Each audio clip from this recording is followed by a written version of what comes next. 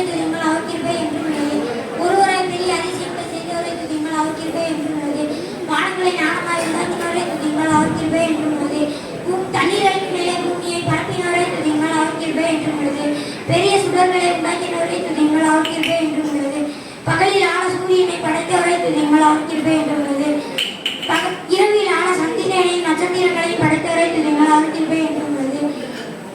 எகிப்துடைய தலைச்சன்களை சங்கரித்தவரை துதியுங்கள் அவர் கிருபை என்றும் உள்ளது. அவர்கள் நடுவில் இஸ்ரவேலை புறப்பண்ணினவர்களை துதியுங்கள் அவர் கிருபை என்றும் உள்ளது. பலத்த கையினாலும் ஓங்கிய பேத்தினாலும் அதை செய்தவரை துதியுங்கள் அவர் கிருபை என்றும் உள்ளது. சிறந்த சமுத்திரத்தை இரண்டாக பிரித்தவரை துதியுங்கள் அவர் கிருபை என்றும் உள்ளது. அவர்கள் நடுவிலிருந்து இஸ்ரவேலை கடந்து போக பண்ணினவரை துதியுங்கள் அவர் கிருபை என்றும் உள்ளது. பல்வேடையும் சேனைகளையும் சிவந்த சமுத்திரத்தில் தவிர்த்து போட்டவரை துதியுங்கள் அவர் கிருபை என்றும் உள்ளது. தம்முடைய ஜனாக்களை வனாந்திரத்தில் நடத்தினவரை துதியுங்கள் அவர் கிருபை என்றும் உள்ளது. பெரிய ராஜாக்களை சங்கரித்தவரை துதியுங்கள் அவர் கிருபை என்றும் உள்ளது. பிரபலமான ராஜாக்களை அழித்தவரை துதியுங்கள் அவர் கிருபை என்றும் உள்ளது.